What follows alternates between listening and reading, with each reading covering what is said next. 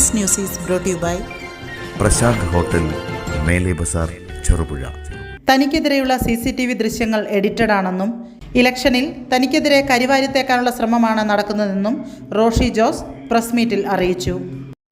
ബഹുമാനപ്പെട്ട ചെറുപുഴയിലെ മാധ്യമ സുഹൃത്തുക്കളെ, ചെറുപുഴയിലെ പൊതുസമൂഹമേ, അതിലുപരിയായി കോഴിച്ചാൽ 10-ാം വാർഡിലെ എൻ്റെ പ്രിയപ്പെട്ട വോട്ടർമാരെ, തിരഞ്ഞെടുപ്പ് പ്രചരണത്തിൻ്റെ അവസാന ദിനമാണിന്ന്. ഇന്ന് വൈകുന്നേരം 5 മണിയോടുകൂടി നമ്മുടെ തിരഞ്ഞെടുപ്പ് പ്രചാരണം അവസാനിക്കുകയാണ്, പരസ്യ പ്രചാരണം അവസാനിക്കുകയാണ്. മറ്റന്നാളാണ് പോളിംഗ് നടക്കുക. ഞാനിപ്പോൾ ഇങ്ങനെയൊരു വാർത്താ സമ്മേളനം വിളിച്ചു ചേർക്കാനിടയായ സാഹചര്യം, ഏതാണ്ട് 1 മണിക്കൂർ മുമ്പ് നിങ്ങൾക്കെല്ലാം അറിയാവുന്നതുപോലെ കോഴിച്ചാൽ 10-ാം വാർഡിലെ ഐക്യജനാധിപത്യ മുന്നണിയുടെ സ്ഥാനാർത്ഥിയാണ് ഞാൻ. ഏതാണ്ട് 1 മണിക്കൂർ മുമ്പ് ഒരു യൂട്യൂബ് ചാനൽ, ഒരു പെയ്ഡ് ചാനൽ, ആ ചാനലിൻ്റെ പേര് മലയാളം ന്യൂസ് ബ്രേക്കിംഗ് എന്നാണ് കാണുന്നത്. മലയാളം ന്യൂസ് ബ്രേക്കിംഗ് എന്നാണ് ആ ചാനലിൻ്റെ പേര്. ആ ചാനലിൽ എന്നെപ്പറ്റി ഒരു പരാമർശം നടത്തുകയും ഒരു വാർത്ത പ്രചരിക്കുകയും ചെയ്യുന്നുണ്ട്. ഞാനിത് നേരത്തെ പ്രതീക്ഷിച്ചതാണ്. കാരണം തെരഞ്ഞെടുപ്പ് അതിൻ്റെ ഏറ്റവും അന്തിമഘട്ടത്തിൽ ഇത്തരം വ്യാജ വാർത്തകൾ നൽകി, അതായത് സ്ഥാനാർത്ഥികൾക്കെതിരെ ഇത്തരം വ്യാജ വാർത്തകൾ നൽകി ജനങ്ങളെ തെറ്റിദ്ധരിപ്പിക്കാൻ പറ്റുമോ എന്ന് രാഷ്ട്രീയ എതിരാളികളും അതോടൊപ്പം എതിർ സ്ഥാനാർത്ഥിയുമൊക്കെ ശ്രമിക്കും എന്നത് എൻ്റെ മുൻ അനുഭവത്തിൽ നിന്ന് തന്നെ എനിക്ക് ഒരുപാട് അനുഭവങ്ങളുള്ളതാണ്. അതുകൊണ്ട് എനിക്ക് യാതൊരു ആശങ്കയും അക്കാര്യത്തിലില്ല. പക്ഷേ എന്നിരുന്നാൽ പോലും ആ യൂട്യൂബ് ചാനലിൽ വന്ന വാർത്തയിൽ ഒരുപാട് എഡിറ്റിംഗ് ഉണ്ടായിട്ടുണ്ട്. അതിൻ്റെ സത്യാവസ്ഥ ജനങ്ങൾക്ക് അറിയണം. അതിനുവേണ്ടിയാണ് ഞാൻ ഇപ്പോൾ ഈ വാർത്താ സമ്മേളനത്തിലൂടെ ജനങ്ങളോട് കാര്യങ്ങൾ പറയാൻ തയ്യാറായത്. ചിറ്റാരിക്കാൽ ഉപജില്ലാ സ്കൂൾ കലോത്സവം നടന്നത് നവംബർ 3, 4, 5, 6 തീയതികളിലാണ്. Palavayal St John's higher secondary സ്കൂളിൽ വെച്ചാണ് ആ കലോത്സവം നടന്നത്. 20 വർഷങ്ങൾക്ക് ശേഷം നടന്ന, അതായത് ഇതിനു മുമ്പ് 20 വർഷങ്ങൾക്ക് മുമ്പാണ് പാലാവയലിൽ കലോത്സവം നടന്നിട്ടുള്ള സബ് ജില്ലാ കലോത്സവം. ആ കലോത്സവത്തിൻ്റെ നടത്തിപ്പുമായി ബന്ധപ്പെട്ടുകൊണ്ട് അവിടെ വലിയൊരു സംഘാടക സമിതി രൂപീകരിച്ചിട്ടുണ്ട്. ആ സംഘാടക സമിതിയിലെ പ്രോഗ്രാം കമ്മിറ്റിയുടെ കൺവീനർ ഞാനായിരുന്നു. അതോടൊപ്പം സാമ്പത്തിക സമാഹരണത്തിന് വേണ്ടി എടുത്ത കമ്മിറ്റിയുടെയും ചെയർമാൻ ഞാനാണ്. അപ്പോൾ ഈ കലോത്സവത്തിൻ്റെ വിജയത്തിനായി വലിയ തോതിൽ ഫണ്ട് ആവശ്യമാണെന്ന് എല്ലാവർക്കും അറിയാം. 5 ദിവസം നീണ്ടു നിൽക്കുന്ന പരിപാടി, എല്ലാവർക്കും ഭക്ഷണം കൊടുക്കണമെന്ന് വലിയ സാമ്പത്തിക ബുദ്ധിമുട്ടുണ്ട്. അപ്പോൾ പൊതുജനങ്ങളിൽ നിന്നും അതുപോലെ തന്നെ സ്കൂളിനെ സ്നേഹിക്കുന്ന ആളുകളിൽ നിന്നും മറ്റ് അഭ്യുദയകാംക്ഷികളിൽ നിന്നും പൂർവ്വ വിദ്യാർത്ഥികളിൽ നിന്നൊക്കെ ഞങ്ങൾ ഫണ്ട് സമാഹരിക്കാൻ വേണ്ടിയുള്ള ശ്രമം നേരത്തെ ആരംഭിച്ചിട്ടുണ്ട്. ആ ഫണ്ട് സമാഹരിക്കുന്നതിൻ്റെ ഭാഗമായി ഞങ്ങൾ ചിറ്റാരിക്കാൽ, ചെറുപുഴ, അതുപോലെ തന്നെ വെസ്റ്റളേരി, വിവിധ പഞ്ചായത്തുകളിൽ കടന്നു ചെല്ലുകയും ആളുകളെയൊക്കെ സമീപിച്ചിട്ടുണ്ട്, പൂർവ്വ വിദ്യാർത്ഥികളൊക്കെ സമീപിച്ചിട്ടുണ്ട്. ഇതിൻ്റെ ഭാഗമായി ഒക്ടോബർ മാസം 15-ാം തീയതി ഞാനും എൻ്റെ സ്കൂളിലെ പ്രിൻസിപ്പൽ ഡോക്ടർ മെൻഡലിൻ മാത്യു, എൻ്റെ സ്കൂളിലെ PTA president Shri Somi George Arakkal, ഞങ്ങൾ 3 പേരും കൂടി ചെറുപുഴ ടൗണിൽ ചില വ്യക്തികളെയും സ്ഥാപനങ്ങളെയും കാണുവാൻ വേണ്ടി വന്നതും യാഥാർത്ഥ്യമാണ്. ഇതിൻ്റെ ഭാഗമായി ചെറുപുഴ കുണ്ടത്തടത്ത് പ്രവർത്തിക്കുന്ന യേശുദാസ് പാറേമാക്കൽ എന്നയാളുടെ ലോഡ്ജിൽ, ഒരു പുതിയ ലോഡ്ജാണ്, അവിടെ പോവുകയുണ്ടായി. ആ ലോഡ്ജിൽ പോയി ഞങ്ങളുടെ കലോത്സവത്തിൻ്റെ കാര്യങ്ങളെക്കുറിച്ച് വിശദീകരിച്ചു. അദ്ദേഹം ഞങ്ങളെ സ്വീകരിച്ചിരുത്തി, ഊഷ്മളമായ സ്വീകരണത്തിൽ ഞങ്ങളെ ഇരുത്തി. അദ്ദേഹത്തിൻ്റെ ലോഡ്ജ് തുടങ്ങിയിട്ട് 2-3 മാസമായിട്ടുള്ളൂ. അതിൻ്റെ കാര്യങ്ങളെക്കുറിച്ച് വിശദീകരിച്ചു. ഓരോ റൂമിലേക്ക് ഞങ്ങളെ കൊണ്ടുചെന്ന് അതിന് ഇത്രയാണ് എൻ്റെ റെൻറ്റ് ഞാൻ ഈടാക്കുന്നതിനെക്കുറിച്ചൊക്കെ സംസാരിച്ചു. അതിനുശേഷം ഞങ്ങൾ കലോത്സവത്തിൻ്റെ കാര്യങ്ങൾ അദ്ദേഹത്തിൻ്റെ മുമ്പിൽ അവതരിപ്പിച്ചപ്പോൾ അദ്ദേഹം എന്നോട് എടുത്ത വായിക്ക് പറയണം, കോൺഗ്രസ്സുകാർക്ക് പിരിക്കാൻ മാത്രമേ അറിയൂ, മറ്റൊന്നിനും അറിയില്ല എന്ന് പറഞ്ഞു. ഞാൻ പറഞ്ഞു, യേശുദാസെ, ഞാൻ കോൺഗ്രസ്സുകാരനായിട്ടല്ല വന്നത്. അപ്പോൾ പറഞ്ഞു, എനിക്ക് ചില കാര്യങ്ങൾ പറയുവാനുണ്ട്, നിങ്ങൾ കേൾക്കണം എന്ന് പറഞ്ഞു. ആദ്യം പറഞ്ഞു, നമ്മുടെ ഓഴിച്ചാൽ ഇടവകയിലുള്ള ജനങ്ങൾ വെറും മണ്ടന്മാരും, അവർ എന്തിനു കൊള്ളാം, ഓഴിച്ചാൽ ജനവകയിലെ ജനങ്ങൾ എന്തിനു കൊള്ളാം. ഞാൻ അത്ഭുതപ്പെട്ടു പോയി. എന്തുകൊണ്ടാണ് ഞാൻ എൻ്റെ സ്കൂളിൻ്റെ ഒരാവശ്യത്തിന് പോകുന്നു, എൻ്റെ സ്കൂളിൻ്റെ പ്രിൻസിപ്പളും എൻ്റെ സ്കൂളിൻ്റെ PTA പ്രസിഡന്റ് എൻ്റെ കൂടെ ഇരിക്കുന്നു. അപ്പോൾ കോഴിച്ചാൽ ഇടവക, സെൻറ്റ് സെബാസ്റ്റ്യൻസ് ചർച്ച് കോഴിച്ചാലിനെ കുറിച്ച് ഇദ്ദേഹം എന്തിനാണ് ഇങ്ങനെ ആക്ഷേപിച്ച് സംസാരിക്കുന്നത് ചോദിച്ചപ്പോൾ അദ്ദേഹം പറയുകയാണ്, അദ്ദേഹം ആ സ്കൂളിലെ സൺഡേ സ്കൂൾ ഹെഡ് മാസ്റ്റർ കൂടിയാണ്, 25 വർഷമായിട്ടുണ്ട്. അപ്പോൾ അദ്ദേഹം പറയുകയാണ്, നിങ്ങൾ വെറും ഉണ്ണാക്കന്മാർ. ഈ ഒരു വാക്കാണ് അയാൾ ഉപയോഗിച്ചത്, കോഴിച്ചാലുകാർ, ഉണ്ണാക്കന്മാർ. അപ്പോൾ ഞാൻ പറഞ്ഞു, എന്താ കാര്യം? അപ്പം പറയുകയാണ്, 2015 റവറൻ ഫാദർ എടാട്ടച്ചൻ ആ പള്ളി പണിതു. പള്ളിപ്പണി പൂർത്തിയായത് 2015-ലാണ്. എടാട്ടച്ചനാണ് പള്ളി പണിതത്. ആ പള്ളി പണിതപ്പോൾ കോഴിച്ചാൽ ഇടവകക്കാരുടെ 15 ലക്ഷം രൂപ എടാട്ടച്ചൻ തട്ടിച്ചുകൊണ്ട് പോയി നിങ്ങൾ അറിഞ്ഞോ? ചോദ്യമാണ്. ഞാൻ അത്ഭുതപ്പെട്ടു, എന്താണ് അങ്ങനെ ഒരു ചോദ്യം വരാൻ കാരണം? അപ്പോൾ അതിൻ്റെ വിശദീകരണം അദ്ദേഹം തന്നു. ചെറുപാറയിൽ ഈ അച്ഛൻ ഇതിന് മുമ്പ് ഒരു പള്ളി പണിതു. ആ പള്ളി പണിത കോൺട്രാക്ടർക്ക് 15 ലക്ഷം രൂപ അവിടുന്ന് കൊടുക്കാനുണ്ട്. അവിടുന്ന് കൊടുക്കാൻ അച്ഛൻ തയ്യാറായില്ല, കൊടുത്തില്ല. അതേ കോൺട്രാക്ടറെ തന്നെ ഈ അച്ഛൻ കോഴിച്ചാൽ പള്ളി പണിയാൻ വേണ്ടി കൊണ്ടുവരികയാണ്. കോഴിച്ചാൽ പള്ളി പണിയാൻ വേണ്ടി ഇതേ അച്ഛനെ കൊണ്ടുവരുന്നു. അവിടെ കൊടുക്കേണ്ട 15 ലക്ഷം രൂപ കോഴിച്ചാൽ ഇടവകയിൽ നിന്നും അച്ഛൻ കൊടുത്തു. അതായത് കോഴിച്ചാൽ ഇടവകയിലെ ആളുകളുടെ പണം എടുത്തിട്ടാണ് ചെറുപാറ പള്ളിയിലെ ഈ കോൺട്രാക്ടറുടെ ബാധ്യത അച്ഛൻ തീർത്തത്. നിങ്ങൾ അറിഞ്ഞോ? ഞാൻ പറഞ്ഞു ഇതിങ്ങനെ ഇത്രയും 15 ലക്ഷം രൂപയുടെ കാര്യങ്ങളൊക്കെ ഇത് ജനങ്ങളുടെ മുമ്പിൽ അറിയാവുന്ന കാര്യമാണ്, എനിക്കറിയില്ല. അപ്പോൾ ഞാൻ ആദ്യമായാണ് ഇങ്ങനെയൊരു ഇത് കേട്ടത്. ഉടനെ അദ്ദേഹം അടുത്ത സ്റ്റെപ്പിലേക്ക് കടന്നു. ഇപ്പോൾ നടക്കുന്ന തീവെട്ടിക്കൊള്ളം നിങ്ങൾക്കറിയുമോ? എന്നാ? അപ്പോൾ ഞാൻ പറഞ്ഞു, ഇപ്പോൾ കോഴിച്ചാലിൽ പള്ളിയിൽ ചാരുബെഞ്ചുകൾ നിർമ്മിക്കുന്നുണ്ട്. 100 ചാരുബെഞ്ചുകൾ അവിടെ പള്ളിയുടെ പൊതു തീരുമാനപ്രകാരം, ഇടവകയുടെ തീരുമാനപ്രകാരം ചാരുബെഞ്ച് പണിയുന്നുണ്ട്. അതിനുവേണ്ടിയുള്ള കളക്ഷനും ബഹുമാനപ്പെട്ട വികാരി അച്ഛനും കമ്മിറ്റി അംഗങ്ങളും കൈക്കാരന്മാരും കൂടെ തീരുമാനിച്ചതിൻ്റെ അടിസ്ഥാനത്തിൽ വീടാന്തരം കയറി ഇറങ്ങി പണവും വാങ്ങുന്നുണ്ട്. ഒരു ചാരുബെഞ്ചിന് 16,000 രൂപയാണ് അച്ഛൻ അതിൻ്റെ എമൗണ്ടായി പറഞ്ഞത്. 12,000 രൂപയ്ക്ക് എത്ര ചാരുബെഞ്ച് ഞാൻ പണിത് തരും? അപ്പോൾ ഒരു ചാരുബെഞ്ചിന് 4,000 രൂപ വെച്ച് ഇടവക്കാരനെ നഷ്ടപ്പെടുകയല്ലേ? 100 ചാരുബെഞ്ച് വരുമ്പോൾ എത്ര ലക്ഷം രൂപ പോകും? ഫലത്തിൽ എടാട്ടച്ഛനെ 15 ലക്ഷം രൂപയുടെ കള്ളനാക്കി. ഇപ്പോൾ കോഴിച്ചാൽ ഇടവക വികാരി കോയിക്കൽ അച്ഛനെ 4 വർഷം കഴിയുമ്പോൾ ഇദ്ദേഹം പറയുമെന്നുള്ള കാര്യത്തിൽ ഒരു തർക്കവുമില്ല. ഇദ്ദേഹം ഒരു ചാരുബെഞ്ചിന് 4,000 രൂപ വെച്ച് അച്ഛൻ കമ്മീഷൻ അടിച്ചു എന്ന് ഇദ്ദേഹം പറഞ്ഞു. ഞാൻ എൻ്റെ മാനസികമായി ഞാൻ തകർന്നൊരു സംഭവമാണ്. കാരണം ഞാൻ എൻ്റെ പള്ളിയെയും എൻ്റെ നാടിനെയും അതുപോലെ ആ ഇടവകയെയും അത്രമേൽ സ്നേഹിക്കുന്നൊരു വ്യക്തിയാണ്. അതിനുശേഷം അത് പള്ളിയുടെ ആത്മീയമായ കാര്യങ്ങൾ കഴിഞ്ഞ് രാഷ്ട്രീയത്തിലേക്ക് അദ്ദേഹം കടക്കുകയാണ്. എന്തോ പ്രീ പ്ലാൻഡാണ്. അദ്ദേഹം പറയാണ്, രാഷ്ട്രീയമായി നിങ്ങൾ കോൺഗ്രസ്സുകാർ എന്നെ ഒരുപാട് ഉപദ്രവിച്ചിട്ടുണ്ട്. ആദ്യം പറഞ്ഞു കോലുവള്ളി മെമ്പർ ജോയ് സി ഷാജി, കഴിഞ്ഞ പഞ്ചായത്ത് മെമ്പറായിരുന്നു ജോയ് സി ഷാജി. അവിടെ എൻ്റെ പണിക്കാർ, അദ്ദേഹത്തിന് കോൺട്രാക്ടർ വർക്കാണ്, അദ്ദേഹത്തിൻ്റെ അന്യസംസ്ഥാന തൊഴിലാളികൾ ആരൊക്കെയോ താമസിപ്പിക്കുന്നുണ്ട്. കോലുവള്ളിയിലെ ഒരു വാടക ക്വാർട്ടേഴ്സിൽ അദ്ദേഹത്തിൻ്റെ പണിക്കാരെ താമസിപ്പിക്കുന്നു. ആ ക്വാർട്ടേഴ്സിൻ്റെ മുമ്പിൽ വെച്ച് പച്ചമീൻ്റെ തല പ്ലാസ്റ്റിക് കൂട്ടിൽ പൊതിഞ്ഞ് കെട്ടി പഞ്ചായത്ത് പിടിക്കുന്നു. പഞ്ചായത്തിൽ വന്ന് പ്രശ്നമുണ്ടാക്കി. അവസാനം അത് തിരിഞ്ഞു കണ്ടുപിടിച്ചു. ജോയ് സി ഷാജിയുടെ അവിടെ കൊണ്ടുപോയിട്ടെന്ന് തിരിച്ചറിഞ്ഞു. അങ്ങനെയില്ല, ജോയ് സി ഷാജിക്ക് ഞാൻ തെരഞ്ഞെടുപ്പ് ഫണ്ട് 15,000 രൂപ കൊടുത്തതാണ്. ഇങ്ങനെയൊക്കെയുള്ള ഒരുപാട് ന്യായങ്ങൾ ആദ്യം ജോയ് സി ഷാജിയെക്കുറിച്ച് ആക്ഷേപിച്ചു.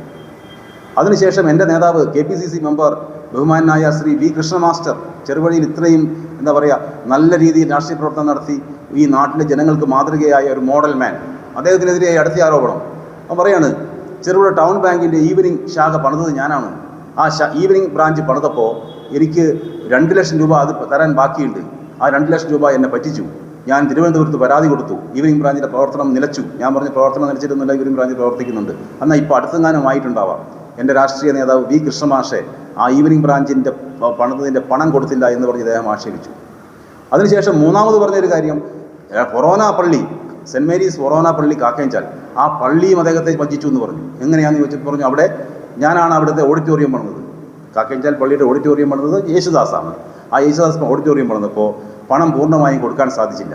അതിന് പകരമായാണ് ഇപ്പോൾ ലോഡ്ജിരിക്കുന്ന സ്ഥലം ചെറിയ പൈസയ്ക്ക് കൊടുക്കാൻ പണമില്ലാത്തത് കൊണ്ട് ഒരച്ഛൻ ആ പണത്തിന് പകരം അന്ന് ആരും വാങ്ങാത്ത അല്ലെങ്കിൽ ആരും എടുക്കാത്ത കുറുക്കൻ മാത്രം പോയിക്കൊണ്ടിരുന്ന ആ സ്ഥലം ഞാൻ ഏറ്റെടുക്കേണ്ടി വന്നു. അങ്ങനെയാണ് സെറ്റിലാക്കിയതെന്ന് പറഞ്ഞു.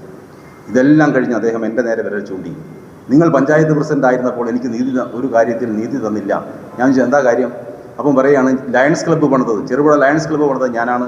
അന്ന് തൊഴിലാളികളുമായി തർക്കമുണ്ടായപ്പോൾ ആ പ്രശ്നം പാർട്ടിയുടെ കൃഷ്ണമാഷിന് മുമ്പിലെത്തി. കൃഷ്ണമാഷ് പഞ്ചായത്തിലേക്ക് പറഞ്ഞു വിട്ടു. ഞാൻ പഞ്ചായത്ത് പ്രസിഡന്റായിരുന്നു.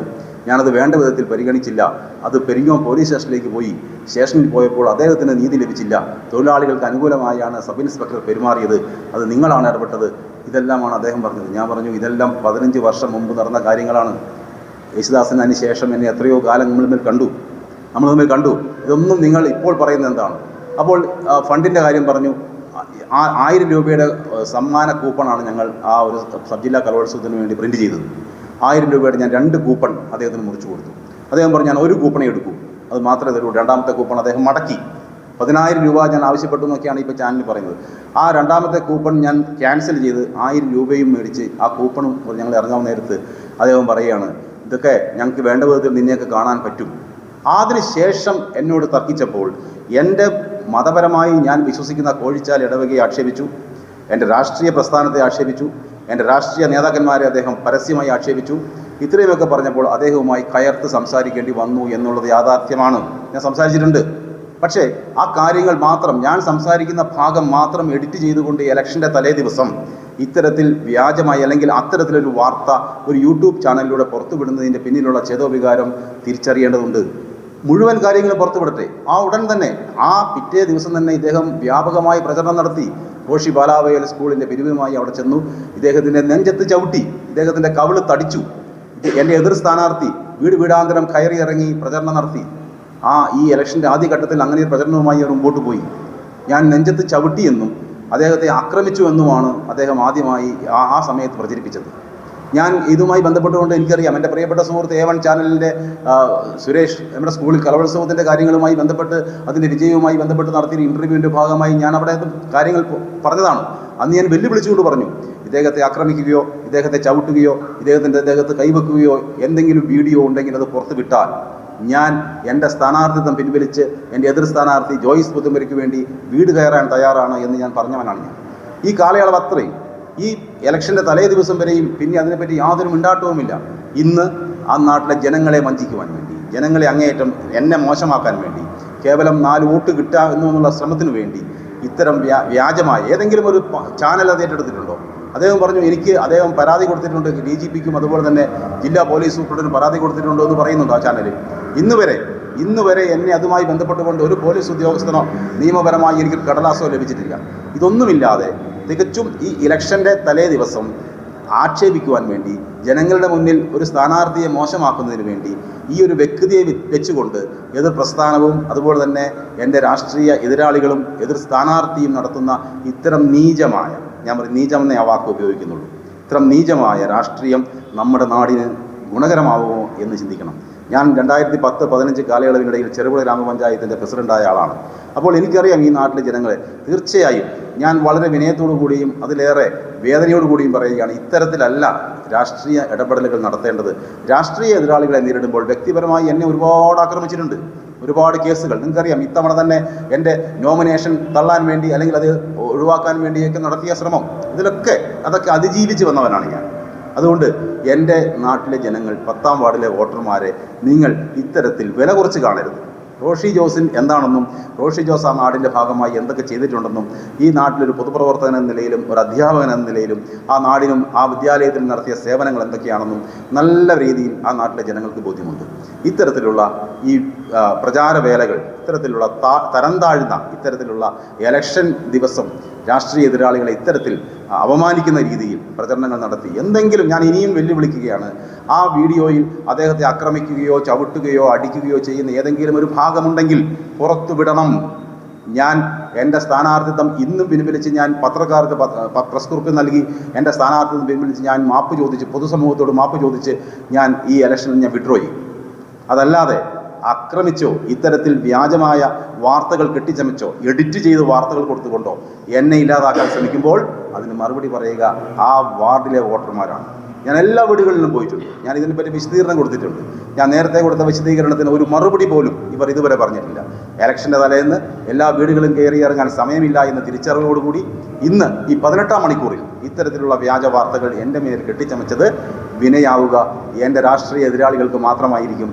ജനങ്ങളുടെ ബുദ്ധിയെ, അവരുടെ ഓർമ്മയെ, അവരുടെ കൗശലത്തെ ആരും അതിന് വില ചോദിക്കരുത്, അതിന് വിലയിടരുത് എന്ന് മാത്രമാണ് ഇതേക്കുറിച്ച് പറയാനുള്ളത്. മലയോര മേഖലയുടെ സ്ഥിരാകേന്ദ്രമായ ചെറുപുഴയിൽ സ്വാദേറും ഇഷ്ടഭക്ഷണ വിഭവങ്ങളുടെ മേള സമ്മിശ്ര രുചിക്കൂട്ടിൽ 6 പതിറ്റാണ്ടിലേറെ കാലമായി കുടുംബഹൃദയങ്ങൾ കീഴടക്കിയ മഹനീയ നാമം പ്രശാന്ത് ഹോട്ടൽ, മേലെ ബസാർ, ചെറുപുഴ. ഭക്ഷണം കഴിക്കുന്നവനും വിളമ്പുന്നവനും മനസ്സുകൊണ്ട് തൃപ്തിയുടെ വാതായനം തുറക്കുന്ന ഭക്ഷണശാല ഹോട്ടൽ പ്രശാന്ത്, മേലെ ബസാർ, ചെറുപുഴ. നാടൻ രുചിയുടെ തനിവ് നഷ്ടപ്പെടാതെ കൊതിയൂറും വിഭവങ്ങളും ഇന്നിൻ്റെ വർത്തമാന കാലഘട്ടത്തിന് അനുയോജ്യമായ ഫാസ്റ്റ് ഫുഡ് ഐറ്റംസുകളും മനം നിറയെ ആവോളം ആസ്വദിക്കുവാൻ ഹോട്ടൽ പ്രശാന്ത്, മേലെ ബസാർ, ചെറുപുഴ. ഫാമിലി സൗകര്യം കൂടാതെ വിവാഹം, മറ്റു വിശേഷങ്ങൾ എന്നിവ ആഘോഷിക്കുവാൻ വിശാലമായ ഓഡിറ്റോറിയം. ഇത് ചെറുപുഴയിൽ പ്രശാന്ത് ഹോട്ടലിൻ്റെ മാത്രം പ്രത്യേകത. പ്രശാന്ത് ഹോട്ടൽ, മേലെ ബസാർ, ചെറുപുഴ. ഫോൺ 9447 300 157. പ്രശാന്ത് ഹോട്ടൽ, മേലെ ബസാർ, ചെറുപുഴ.